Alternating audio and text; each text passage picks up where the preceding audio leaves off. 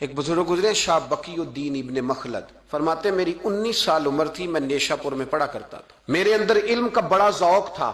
ایک استاذ کے پاس جب میں پڑھنے گیا تو میرے استاد مجھے فرمانے لگے کہ بیٹے تیرا ظرف بڑا ہے اور میرا علم چھوٹا ہے، تو کسی بڑے عالم کے پاس جا۔ میں نے استاد سے کہا کہاں جاؤں؟ تو کہنے لگے اگر ہو سکے نا تو بغداد شریف چلا جا، امام احمد بن حنبل کی بارگاہ میں حاضری دے، وہ حدیث کے حافظ ہیں۔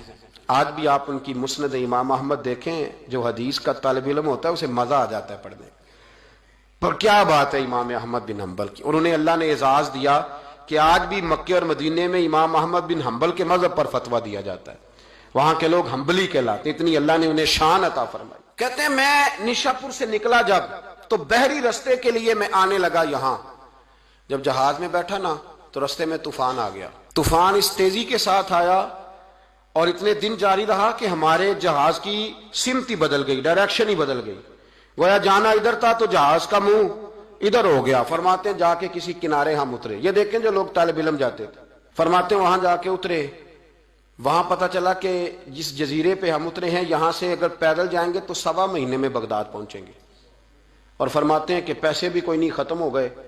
اب میں وہاں سے اترا پتے کھاتا، 1.25 مہینہ لگا اور میں بغداد شریف پہنچا، اور جب پوری جد و جہد کر کے وہاں پہنچ گیا نا تو پتہ چلا کہ امام احمد بن حنبل کا تو مدرسہ ہی بند ہو گیا، ان کے تو جمعہ پڑھانے پہ پابندی لگ گئی ہے، وقت کا بادشاہ ناراض ہو گیا ہے، اس کا مطلب ہے وہ بھی سیاسی باتیں کرتے ہوں گے، ناراض ہو گیا ہے، اس نے پکڑ کے آپ کو جیل میں ڈال دیا۔ تو امام صاحب تو پڑھاتے ہی نہیں۔ فرماتے میں اب تلاش کرنے لگا کہ مجھے پتہ چلے امام صاحب کہاں قید ہیں، بتایا گیا کہ ان کو ان کے گھر کو جیل، سب جیل قرار دے کے نظر بند کر دیا گیا، اور گھر کے چاروں کونے میں پولیس کھڑی ہے۔ امام احمد بن حنبل رحمۃ اللہ تعالی علیہ کے وہ شاگرد شاہ بقی الدین صاحب فرماتے ہیں کہ میں جب وہاں پہنچ گیا، وہاں پہنچ کر کے میں نے لوگوں سے کہا کہ تم نا قریب نہ جانا، بس مجھے بتا دینا کہ امام صاحب کا گھر کہاں ہے۔ تو کہتے ہیں ایک شخص نے مجھے کہا کہ میں انگلی کا اشارہ نہیں کروں گا، آنکھ کا اشارہ کروں گا، کیونکہ حالات بڑے خراب ہیں۔ کہتے ہیں اس نے آنکھ کے اشارے سے بتایا کہ وہ سامنا گیٹ امام صاحب کا ہے۔ کہتے ہیں میں واپس آ گیا، اب ساری رات سوچتا رہا کہ امام صاحب کے گھر تعلیم حاصل کرنے کیسے جانا ہے۔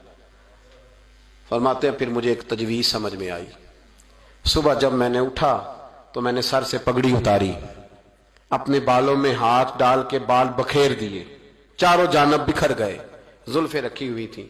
فرماتے ہیں پھر میں نے اپنی قمیض کو تھوڑا سا ایک جگہ سے پھاڑا، تھوڑا سا دوسری جگہ سے پھاڑا، ٹخنوں کے قریب کر کے کہتے ہیں میں نے جا کے تھوڑی سی تہمت کو بھی پھاڑا، ہاتھ کے اندر میں نے کاسا پکڑا جیسے فقیر مانگنے والے پکڑتے ہیں۔ اب تو فقیر کہتا نا اللہ بھلا کرے، اللہ بھلا کرے، تو اس زمانے میں کہتے تھے اجرکم علی اللہ، اجرکم علی اللہ، تمہیں اللہ اجر دے، تمہیں اللہ۔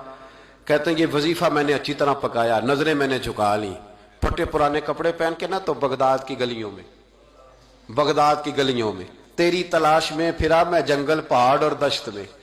کہتے ہیں بغداد کی گلیوں میں کبھی ادھر کبھی ادھر، میں نہ وہ لیے نہ کاسا، میں گھوم رہا ہوں پھر رہا ہوں، تینوں لب دیا آپ گواچے۔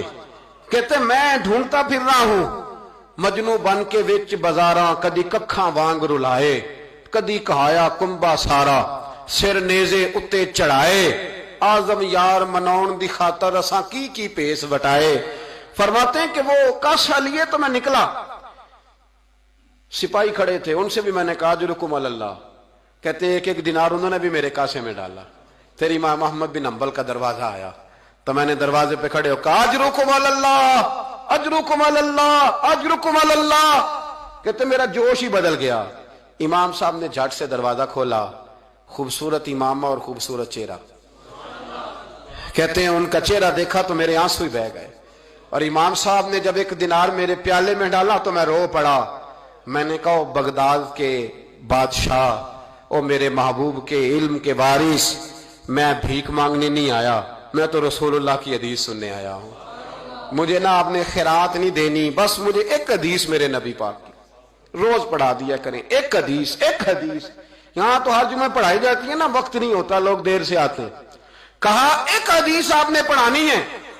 شاہ بقی الدین صاحب کہتے ہیں امام صاحب نے میرا چہرہ دیکھا تو خوشی سے کھل اٹھے، فرمانے لگے تو کیسے آئے گا؟ کہا حضور بھکاری بن کے۔ میں خیرات مانگنے آؤں گا، یہ بھی تو خیرات ہی ہے نا، مصطفیٰ کریم کے نام کی خیرات مانگنا۔ حضور آپ نے ایک حدیث پڑھانی ہے، سنیں۔ شاہ بقی الدین کہتے ہیں میں پورا سال بھکاری بن کے جاتا رہا، یہ جذبہ، یہ شوق، پورا سال بھیک مانگنے کی غرض۔ یہاں تو ہمیں اپنے علماء میں کمزوریاں نظر آنے لگ جائے، کہتے سب ٹھیک ہے جی، وہ ایک بات نہیں ٹھیک، لہذا چھٹی، میں اب خود بہت بڑا محدث ہوں، مجھے کیا ضرورت۔ یہ کمزوری ہے، اس لیے اخلاقی رویے لوگوں کے مضبوط نہیں رہتے، اس لیے دنیا داری کی ساری باتیں آتی ہیں پر دین نہیں آتا، کیونکہ ہمارا وہ شوق نہیں، وہ انداز نہیں۔ ہم کون بھکاری بننے کو تیار ہے؟ جب لوگ کاسا پکڑتے تھے تو پھر رسول اللہ کے دین کی خیرات بھی اس میں آیا کرتی تھی۔ اب کوئی کاسا ہی نہیں پکڑتا تو خیرات کیسے آئے؟ یہ تو لوگ بحث کرنے آتے، گفتگو کرنے آتے، لینے کون آتا؟ حضرت شاہ بقی الدین کہتے ہیں میں پورا سال جاتا رہا۔ امام احمد بن حنبل مجھے فرماتے یار میں بھی سوچتا تھا کہ کہیں میرے علم کو زانگی نہ لگ جائے، دیکھو اللہ نے فضل کیا ہے، مجھے ایک طالب علم عطا فرما دیا ہے۔ فرماتے ہیں پورا سال میں جب ان کے دروازے پہ جاتا تو ایک دھیلا بھی ڈال دیتے اور مصطفیٰ کی ایک حدیث بھی سنا دیتے، اور فرماتے ہیں دنیا ساری پڑھتی ہے پر ہمارے پڑھنے کا استاد انداز یہ تھا کہ استاد پہلے امامہ باندھتے، جبہ پہنتے، اور اس قید میں نظر بندی کے عالم میں جب وہ نبی پاک کی حدیثیں سناتے تو ان کی آنکھیں آنسوؤں سے بھر جاتی، وہ روتے ہوئے تڑپتے ہوئے حدیث سناتے، اور میں بھی اسی درد سے وہ بات وصول کرتا۔ فرماتے ہیں سال گزر گیا، حکمران مر گیا، فوت ہو گیا، نیا بادشاہ آیا، اس نے خود امام احمد بن حنبل کو بڑا مدرسہ بنا کے دیا، اس نے بڑی جامع مسجد میں امام صاحب کے خطبہ جمعہ کا بندوبست کیا۔ فرماتے ہیں ہزاروں طالب علم کئی ملکوں سے امام صاحب کے دروازے پر آ کے بیٹھنے لگے۔ فرماتے ہیں جب میں بھی پہنچا نا تو امام فرمانے لگے تو ذرا آگے آ جا۔ کہتے میں آگے آیا تو فرمانے لگے بھی علم تمہیں بھی دیتا ہوں، تمہیں بھی پڑھاؤں گا، مرتے دم تک پڑھاؤں گا، پر جو میرے اندر فیض کی خیرات تھی نا وہ ساری اس نے حاصل کر لی۔